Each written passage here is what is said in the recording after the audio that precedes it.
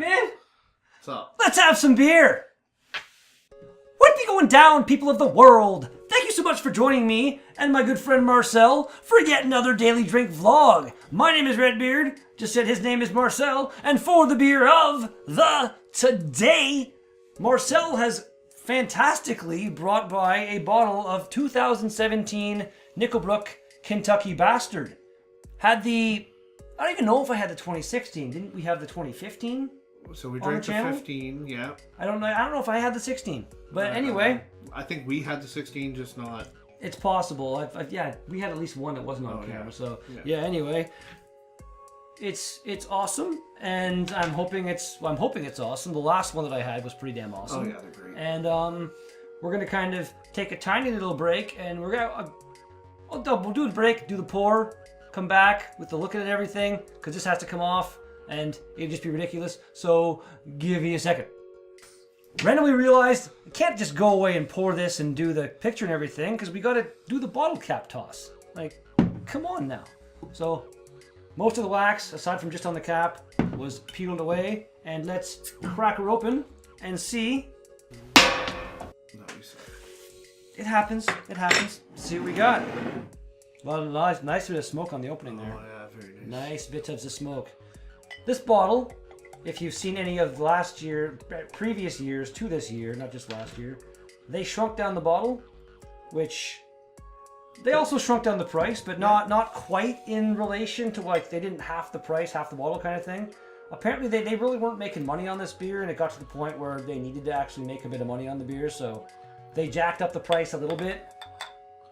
But compared to everything... They dropped it from, I believe those are 500 and this, or those are 700, this is 500 now? Anyway, picture will come right back. Many apologies. Did not intentionally mean to cut off Marcel in the middle of what he was saying there. No, I just wanted to get shit done. Fine. Marcel, continue what you were saying, please. All I was saying was that it's 500 and that one was 700 and they dropped the price by $3. So, yeah. They didn't cut it down that much. They gave you kind of a more streamlined bottle. They gave you 2 glasses. It's smaller, but like they did kind of jack the price up a little bit. But again, they weren't making much money off it apparently. And it smells fantastic. Oh yeah, it's got everything you want. Give it a smell. You just went right in for it. I've been smelling it for like a minute. It's bastard. Marcel has to be the cheaty bastard. You know how it is. Dude, I'm going in. I know. Video. And cheaty bastard. I'm sitting here smelling it. Let's give her a shot. Yippity doo. And the swearing. Always got to add the swearing in there. Always.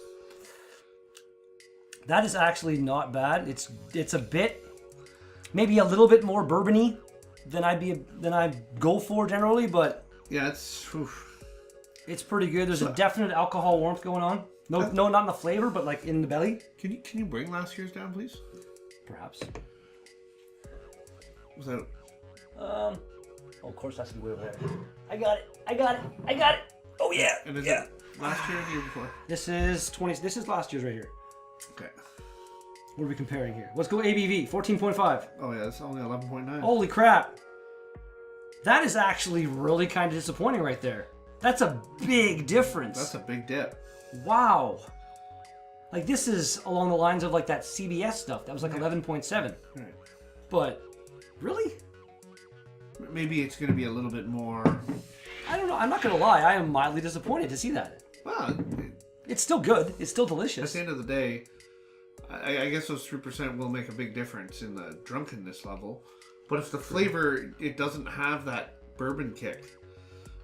Not as much, yeah. Well, I guess that's probably... I imagine that's what it was, is it wasn't left in the bourbon casks as long as this one. I think that's what gives it that more high alcohol content, I think. I'm not... Maybe? Well, it's actually a traditional like barrel rolling, right? Barrel rolling? Barrel rolling. Sounds funny. Anyway, let's do this. Let's do this. Cheers, everybody! Cheers to you, buddy. Thank you very much for bringing this by. It's really sweet. Mm-hmm. Like it's so barrel rolling. You put beer in either wine or whiskey barrels. Mm-hmm. And it would proof it up.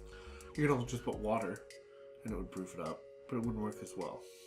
I thought it was actually like rolling it. Oh no, you do. Like they roll the barrel, kind of just like you roll like a bottle of wine as you're Yeah, keeping it, kind of thing. That makes sense.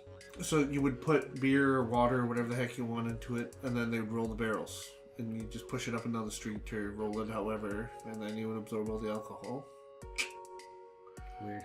Yeah. Ingredients in this: water, malted barley, malted wheat, flaked barley, flaked wheat, flaked oats, hops, yeast, and demerara sugar. And the malts are pale ale, chocolate, dark chocolate, roasted barley, Carafus Special 3, chocolate wheat, crystal, flaked barley, flaked wheat, and flaked oats. Hops are German Magnum, Nougat, and Centennial. Yeast is dry English. And they don't put an actual brewed on date on this. All you need to know is the year, because this is meant to be put in your cellar for up to... It doesn't even, there's no like limit. This one here, I guess, wouldn't probably age as long or as well as this, the higher one, but I don't know. I think it's the same exact thing that we have on here, where we kicked it up a notch with our Bolshevik Bastard Imperial Stout, aging it in Kentucky bourbon barrels. The rich chocolate, coffee, and dark fruit flavors from Imperial Stout are married together with the vanilla, oak, and warming alcohol from bourbon barrels. Together as one, the result is an incredible blend of aroma and taste. Drink it today or cellar it to enjoy later as it matures. Cheers. 70? I don't get the 70 IBUs at all. Wow, I don't find it to be that bitter at all. It does. It's almost like they replaced the bitter with the bourbon. Or vice versa. Yeah. Like the bourbon is kind of in place of whatever hoppy. Like there's no hoppiness in this for me at all. It's like the awesome malty kind of chocolatey flavors. It may as well be a bottle of wine. And bourbon. Yeah, I'm glad it's not. What I mean by that is how flat. It's thick it's a very thick, rich. It's great though.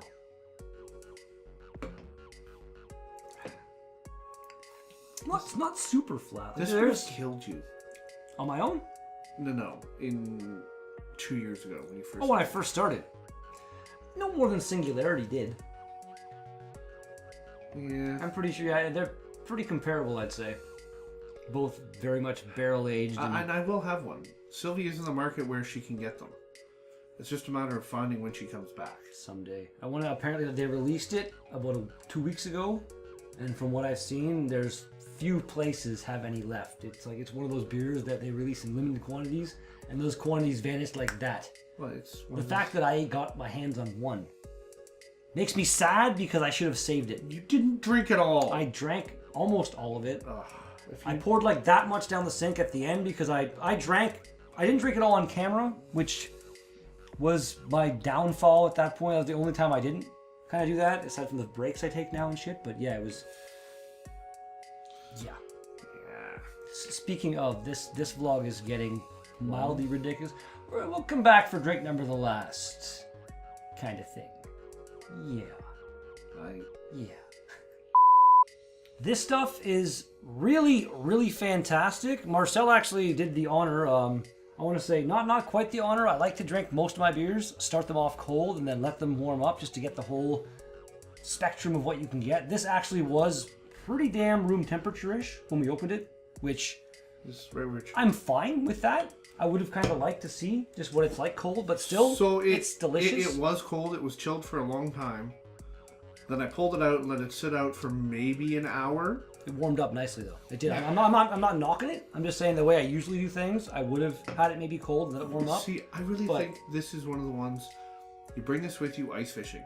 You keep it in the cabin and it's going to get nice and warm. And you crack that open, it'll warm you right up. Well, yeah, that would be. But not 5 of these. Like me and you could have a glass of this and be fine. Oh yeah. Well, like this is.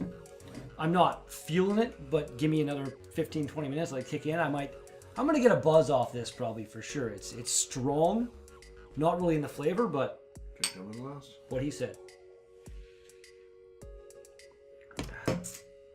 That is really it's remarkably smooth. Mm-hmm. I want to say it's got that over this one for sure. This one here, I can't fully remember. I want to say it definitely had a bit more of that alcohol kick. This one is, that's what I'm saying.